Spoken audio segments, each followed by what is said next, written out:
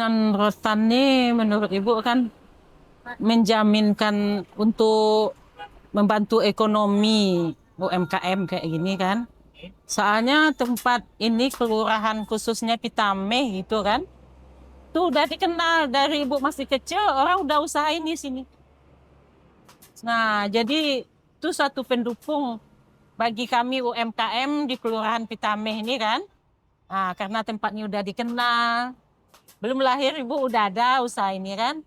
Jadi orang udah kenal daerah sini, usaha kerajinan rotan.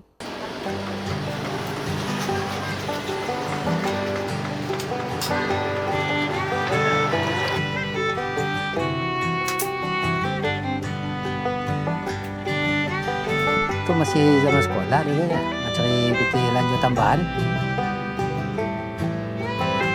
Yang kedua ya faktor ekonomi kan. Alah, lanjut aja lah ya.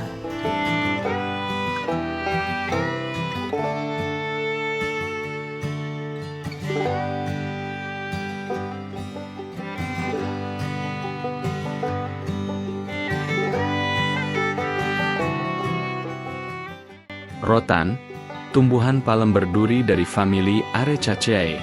Sejak dahulu, ia sudah begitu akrab dengan kehidupan masyarakat. Tumbuh berumpun maupun tunggal, tanaman ini bisa ditemukan mulai dari dataran rendah hingga dataran tinggi. Menariknya, hampir seluruh bagian rotan dapat dimanfaatkan, mulai dari bahan kursi, pengikat, hingga komponen desain. Tak heran, rotan sejak lama menjadi andalan para pengrajin dan pengusaha.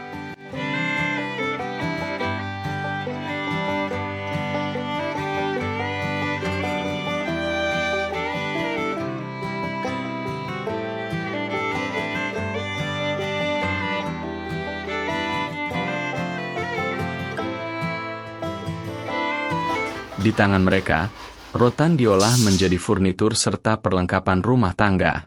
Kursi, meja, hingga pintu, semua bisa lahir dari rotan. Di toko ini, kita bisa melihat berbagai produk rotan yang siap mempercantik ruangan. Tidak hanya kokoh, tapi juga memberi kesan sederhana nan elegan.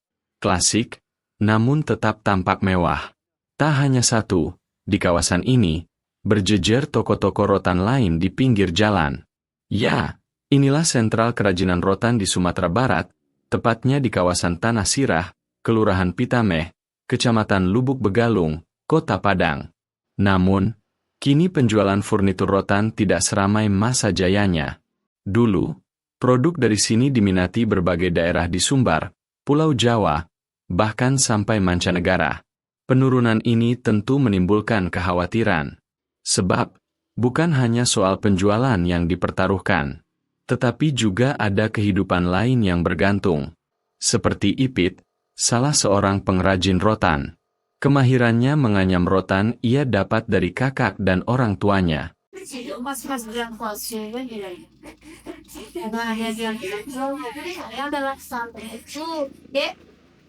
sebulan itu ada nggak jual baju? Apa yang ngajak kayak sekrap, sekat ruangan buat buaya. Sejak kecil ia sudah terbiasa melihat proses menganyam, hingga akhirnya bisa membuatnya sendiri. Sejak berusia 18 tahun, Ipit memutuskan membantu Hendrita, pemilik toko ini. Ia ingin menambah pemasukan keluarga, sekaligus menjaga keterampilan yang diwariskan. Hampir 10 tahun sudah, ia setia menekuni pekerjaan ini. Ipit bercerita, tidak ada motif khusus yang ia pelajari. Hanya beberapa pola dasar, lalu dikembangkan sesuai kebutuhan.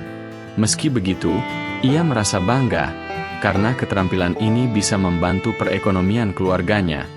Dari hasil anyaman rotan, ia bisa memperoleh penghasilan antara 1,5 hingga 2,5 juta rupiah per bulan.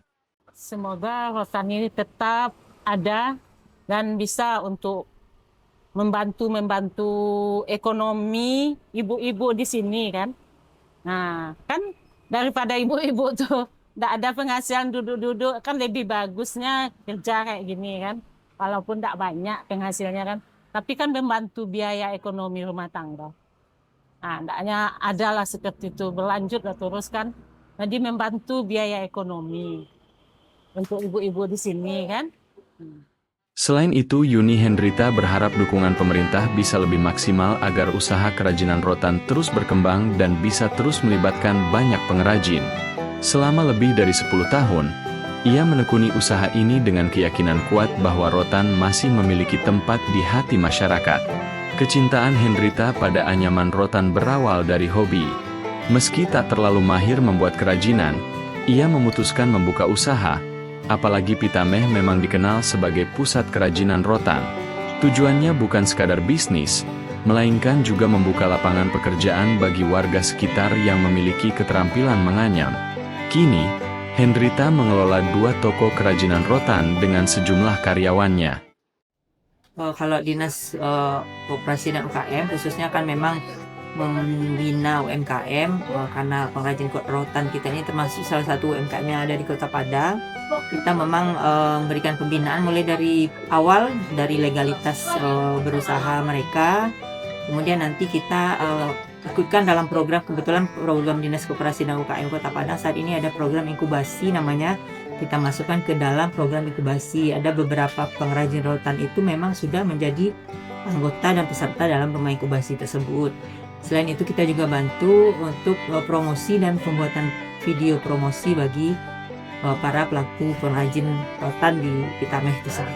Terus kemudian ada pelatihan, inkubasi itu berupa pelatihan, nanti ada berbagai macam pelatihan, mulai dari pelatihan dasar bagaimana mereka mengelola bisnis, masuk sampai kepada perhitungan harga pokok produksi mereka, cocok nggak yang dijual ini dengan modal dan segala dan sudah adakah margin di situ. Nah itu kita juga arti sampai kepada pembuatan konten promosi dan video atau apa yang bisa mereka share di medsos mereka masing-masing.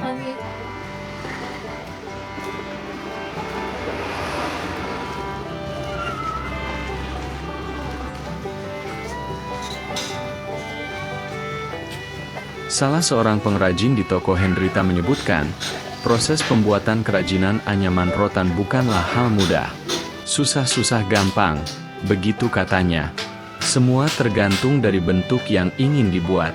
Prosesnya dimulai dari pembuatan kerangka. Batang rotan yang berukuran normal dipotong, dibentuk, dan dirangkai menjadi struktur dasar kerajinan.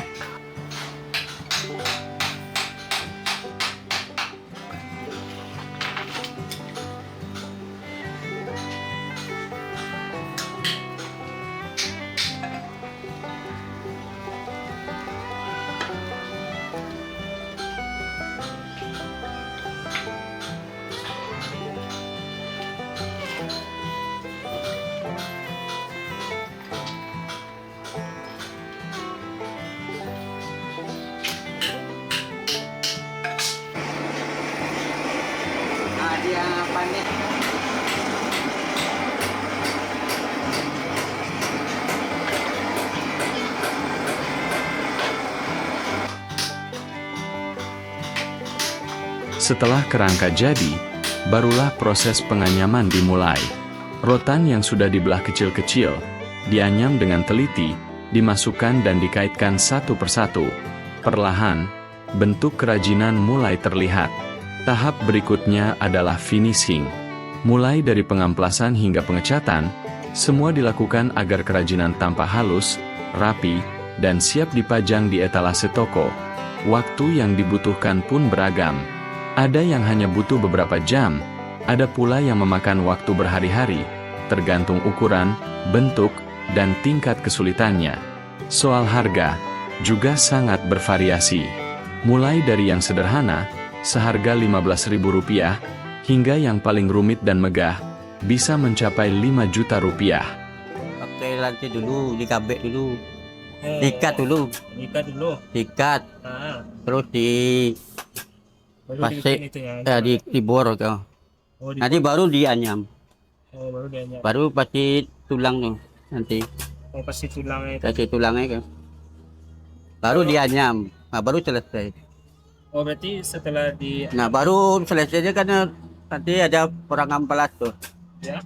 Dibakar dulu, terus diamplas, terus dicat.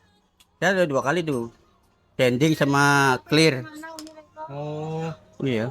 berarti baru dipajang setelah Baru dipajang itu doang. Nah, kalau latih dipajang.